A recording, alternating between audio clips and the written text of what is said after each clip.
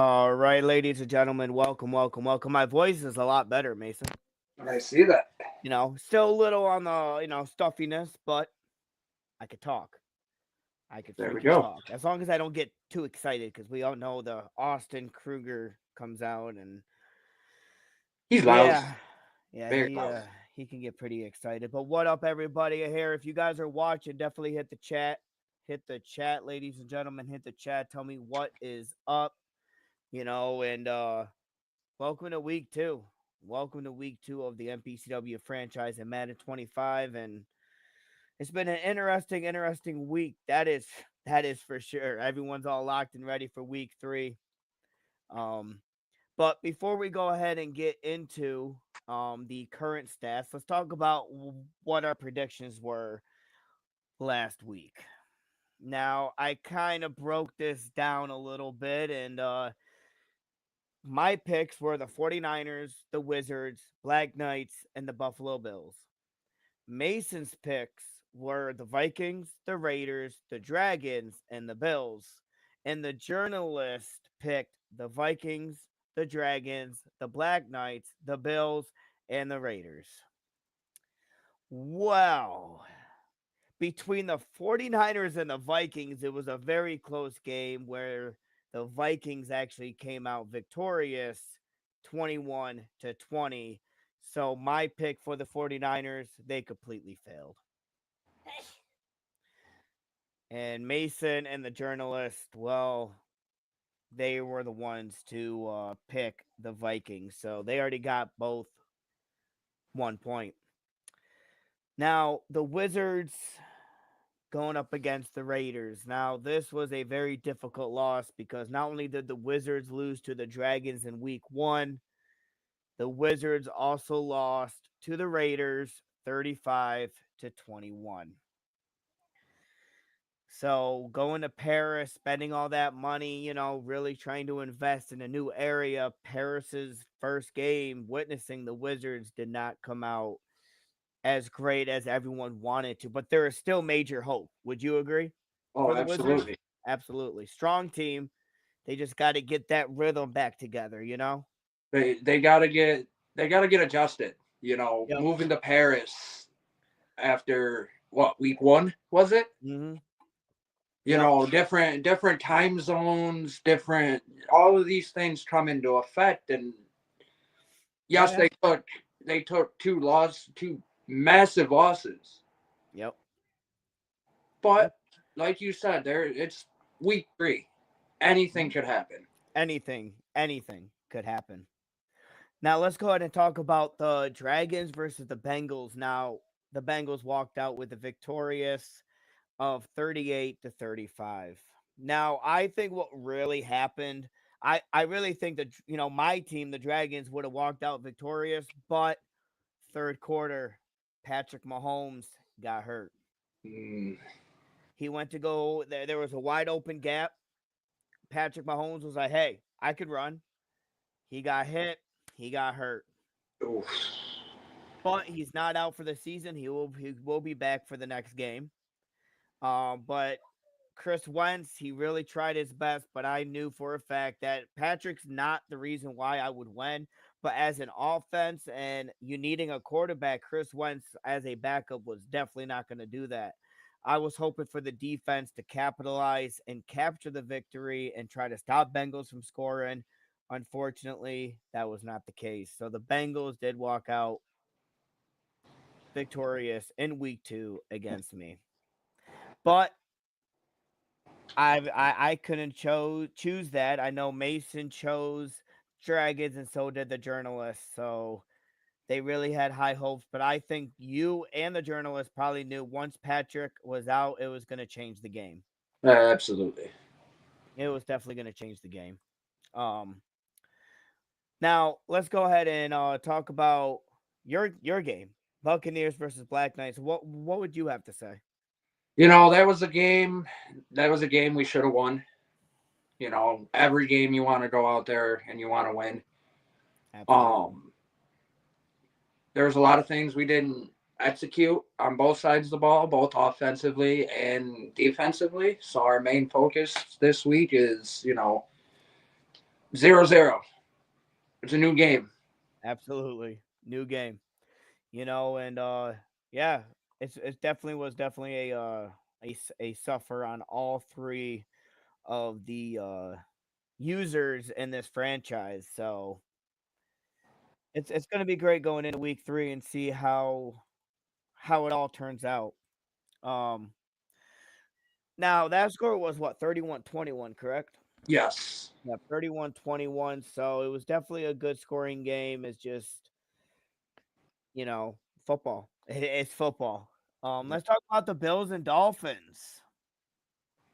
You know, yeah, Bills versus Dolphins. That was 30-24. Bills walked out victorious. So Another close game. another close game. But right now, the you and the journalists are tied 3-3. So we will definitely see how next week's predictions goes, which we will talk about that towards the end. Let's go ahead and get into the stats. Let's talk about the NFC Offensive Player of the Week. So it's actually funny It is kind of funny. who the NFC Offensive Player of the Week is, because if you remember last week, week 1, he didn't do so well. But Nope. anyways, ladies and Nope. gentlemen, Five interceptions. Five interceptions he threw. He threw the most interceptions. That is for sure. but here it is, ladies and gentlemen, your NFC Offensive Player of the Week for week 2 was Mr. Matthew Stafford from the Rams. And his Pretty easy. stats are as followed. He was 25 for 31. He had 285 passing yards, 5 passing touchdowns, Damn. 28 rushing yards, and on top of those 5 passing touchdowns, he What? had 2 rushing touchdowns for a grand total of 7 combined touchdowns. And no, if I'm reading everything right, no interceptions. None. None. He threw a perfect freaking game the way I look at it, and 7 combined touchdowns from this guy. Like, Wow. he must have said week 1 was a fluke. Hold my beer. Pretty freaking much. He was too. He was. Now let's really talk about something interesting with the NFC Defensive Player of the Week. Now, I do have to say this is actually very impressive for the team. This was Jaquan Brisker from the Bears. If I'm correct, last week they had an NFC Defensive Award for the Bears as well. So back to back defensive awards going to the Chicago Bears. How would you say about their defense right now? I mean, Their defense is definitely scary. And mhm. to fact check, you are correct. This is the second time. Yeah. I mean, this guy had 8 tackles, 1 interception, a forced fumble, and 2 fumble recoveries. So you're telling me that their team was just a fumbling machine? Like their defense was forcing fumbles left and right and really trying to capture it. So to me, that's pretty impressive for the Chicago Bears. You know, now what about that AFC Offensive Player of the Week? Alrighty, so for the AFC Offensive Player of the Week, we got CJ Stroud from the Ooh, Houston Texans. nice. And his stats are as followed. He went 26 for 40. Okay. He had 377 passing yards, Ooh, almost 400. 5 touchdowns, Ooh, damn. 1 interception, and he was sacked twice.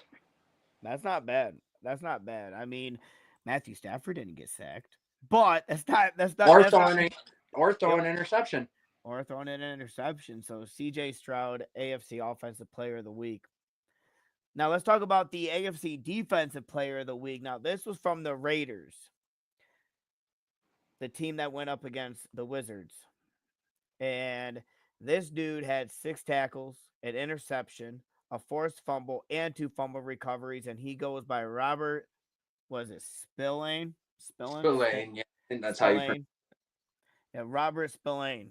So definitely a man to be reckoned with on the field there.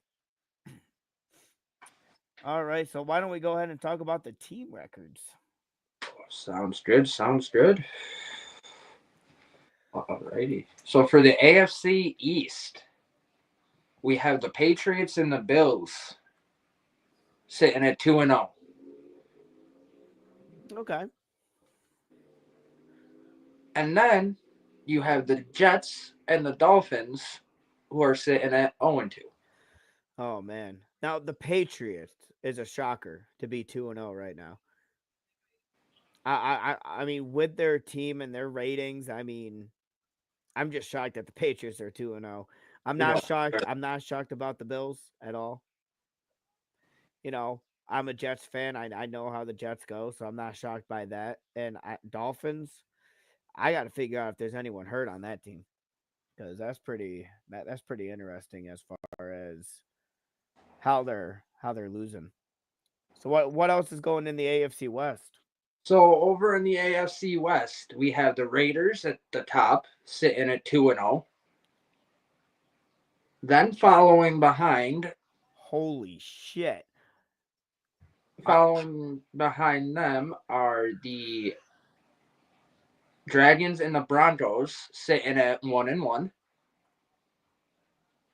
And then at the very bottom of the division, you got the Chargers at 0-2. Dang! And just to go back to the Dolphins injuries, are you ready for this? Let's hear it. Odell Beckham is hurt, out for 3 weeks. Their middle linebacker Cam Brown's out for 17 weeks. Bradley Chubb, their right outside linebacker, is out for 3 weeks. Another receiver, River Crawcraft, is out for 2 weeks. They have a left outside linebacker hurt. They have Marcus May, their strong safety, hurt. They Jeez. they have, let's see, 1, 2, 3, 4, 5, 6, 7, 8, 9, 10, 11, 12, 13 players hurt on the Miami Dolphins right now. Wow. Wow. I am They are having a very bad year right now. Very bad year. And it's only week 3. Only week 3. Now, in the AFC South, though, we have the Texans and the Jaguars sitting at 2-0. The Titans are at 1-1, and the Colts are sitting at the bottom of the division of 0-2. AFC North, we have the Bengals and the Steelers sitting at 1-1, and the Browns and the Wizards sitting at 0-2.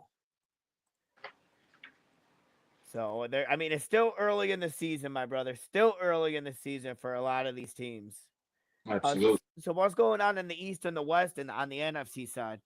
So in the NFC East, we've got the Commanders and Eagles sitting at 2-0. Nice. And then you got the Giants and the Cowboys sitting at 1-1. Nice. And then in the NFC West, you have the Rams and 49ers sitting at 1-1.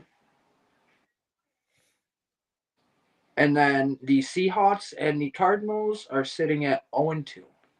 0-2 of the season. A lot of teams are 0-2 right now, and that's pretty interesting. You know, I mean, again, still early in the season though. The NFC South, we got the Saints and the Falcons being at 2-0. And then we got the Bucks and the Panthers being at 1-1. So that's still a close division to see kind of how things are going to pan out through the rest of the season. In the NFC North, we got the Black Knights, the Vikings, the Bears, and the Packers, all of them sitting at 1-1. So that's a very, very tight division there. Absolutely. Absolutely. But let's go ahead and talk about the NFL passing leaders right now. So for the third, we got Josh Allen, the Buffalo Bills. Not a shocker. 285 yards, 2 touchdowns, no interceptions so far, with a 67% completion rating. Jeez. He has not yet thrown an interception. So you need to just go play him against. Just go play against him and he'll throw a couple. um Sitting at second, we got Dak Prescott from the Dallas Cowboys. with. Wait a minute. There's something. Hold on 1 second. I'm checking something. Checking something on the facts here. Got to figure out what's going on here real quick. Let's go to stats here. I'm going to double check something because I think I may have misread something here. Yes, I did. Yes, I did. There we go. 593 passing yards, 2 touchdowns. No, 5 touchdowns and no interceptions still. So, and he still had a 67% rating. So, sorry to misinform everybody on Josh Allen there. He's going to be mad at me now. But I was kind of worried. I was like, wait a minute, he's only sitting at 290 passing yards. Like what? Like wait a freaking minute, something is up. But Dak Prescott, 657 passing yards, 4 touchdowns, 2 interceptions, sitting at a 71% completion rating. So he's definitely getting his passes in. That is for sure. But leading in first place of the NFL passing leader is CJ Stroud. I Does mean, that kind of shock you? when you put up 377 passing yards and 5 touchdowns in one game, I think you deserve to be sitting on top. Yes, and he's sitting there with 661 passing yards, 8 touchdowns, 2 interceptions, with a 67% completion rating. So even though CJ Stroud has the better QB rating and QB aspect of it, still Josh Allen is yet to throw an interception. So I give it a few weeks, and he's going to be in second and first in no time Oh, for if sure. if he keeps it up. Let's see. Do you have the rushing leader notes or no? I do not. Nope, you're good. I'll go through that. So we got the NFL rushing leaders. We got in third Kenneth Walker the third, sitting at 197 yards, 2 touchdowns, within 98.5 yards a game. So that's not bad sitting at only 2 weeks going in. Second one though, we have 198 yards, 3 touchdowns, with a 99 yards a game. We have Javonte Williams from the Broncos. Now, does that shock you being a Broncos fan? Uh, Not really. I've always known he was a good running back, so Absolutely. Absolutely. But sitting in first place, we got Jamar Gibbs from the Detroit Lions with 203 yards, 4 touchdowns, with 101.5 yards a game. Now, didn't you face them last week? you mean the Black Knights, right? They're not the Lions anymore. Oh yeah, they're the Black Knights now, aren't they? I was like, wait, Lions? Who are they? You're right. Did I actually write that part wrong? I'm gonna look. Did I write that part wrong? Probably. Where are we at? Where are we at? Rushing, right? Yeah, rushing. Yes, I did. I never changed it. My bad. My bad. He's from the Black Knights, not the Detroit Lions no more. So, yeah. Moving on.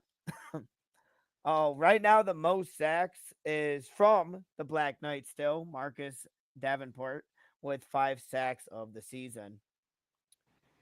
So the top punt returner right now is Darius Davis from the Chargers with 42 yards, so 8.4 a yard. I mean, punts are punts, so still early in the season, but no one has yet to have a punt return touchdown or a kick return touchdown. Now let's look at the top kick returner. Xavier Worthy from the Dragons, my team, with 223 yards, 27.9 for an average, with his longest of 50 yards. That dude has speed. I ain't gonna lie. If he breaks free, he's gone. Like there's no. He reminds me of what was his name? Dante Hall from the Kansas City Chiefs, I believe, or was he from the Miami? I think it was Miami. Didn't he go? I think he eventually at one point went to the Chiefs later on. I Yeah. want to say so because I remember both. But Yeah, man. He was a wreck. I remember him. Holy moly. But why don't we go ahead and actually talk about uh week 3, our top 5 games that we have chosen. Um of course we got the Wizards versus the Cowboys. Mason? I'm gonna go out on a limb here and say this is where the Wizards start pulling it together and they capture that first win and start catching momentum. So I'm going with the Wizards on this one. Absolutely. I definitely went with the Wizards. Now, the journalist chose the Cowboys because, the journalist wasn't happy between all three of us. FYI. She could have had a perfect score if we won our games. Yeah, about that. Yeah, about that. So she was not happy. She lost some money on that on those gambles. But it's okay. It's okay. I definitely got the email. She wasn't very happy. Um, so we also have the Black Knights versus the Cardinals. Now, obviously, you can't choose this. I love you, my brother. You know, but I'm gonna have to be a heel here and go with the Cardinals. I mean, with what you shown in the last game, 31-21, can you I want to see you succeed. So I want you to take this decision and that I made and be like, I'm going to prove this fucker wrong. I've always had people tell people, hey, I'd rather you prove me wrong than prove me right. So go out there, beat the Cardinals. I'll take the no point for it, but I'm going to go with the Cardinals as a bet. And the journalist chose the Cardinals too. So fair enough. Fair enough. Fair enough. Let's talk about the Dragons as they go one-on-one with the Falcons. Now, obviously, I can't choose. Mason? I'm gonna give it to the Dragons. I think Wentz is gonna prove himself as a backup. Actually, Patrick Mahomes is back. Oh, even better. Mahomes is back. Look at that. Oh, yeah, he's not even on the injury report. He just couldn't play for the rest of the game. I So was lucky. You should have seen me sweating after the game. I'm sitting there going to my injury thing, seeing I'm going to see him. Nope, he's not even in there. I'm like, oh, thank so the Dragons are goodness. taking my pick. All right, we got the Dragons. The journalist went with the Falcons. Just eat puck. Yeah. Yeah. We got the 49ers, though. I really think this game's going to be great. 49ers going up against the Rams. I'm going to go with the Rams. I think Matthew Stafford is going to show out, and I think the Rams are going to go with the dub again. Yeah. You took the words right out of my mouth, sir. I'm going with the Rams, too, for that exact Going with statement. the Rams. Now, our last game that we're going to talk about for week 3 is the Patriots versus the Jets. Now, I chose this because it's a divisional matchup. You got the undefeated going up against 0-2. Is this a time for the Jets to get a victory and to be in the win column and give the Patriots the first L? That is why I am choosing the Jets. I'm hoping Aaron Rodgers shows up, shows out. I mean, his stats right now. Let's see. Just out of shits and giggles here. Where is in J Jets? Dirt. All right, let's see. Let's go to passing. I mean, Aaron Rodgers is not really doing that well. I mean, he is, but he's thrown 572 yards, 5 touchdowns, and 4 interceptions. Sounds about right. Yep. Sounds about right, so it's one of those times, and I'm hoping the Jets do walk out with a victory on that one. Who do you think? I'm going with the Jets as well. I think they're going to play spoiler. Yep. I mean, if I know the Jets and I know Aaron Rodgers, that would be the time to kind of pick it back up and get in the win column. Yes, sir. All right. Is there anything you want to say before going into week 3? Best of luck to everyone out there. Absolutely. Do Best what of you luck to got to do. everyone. Yep. Do what you got to do, y'all. Thank y'all for tuning in to the Madden 25 Week 2 broadcast. See y'all next time. And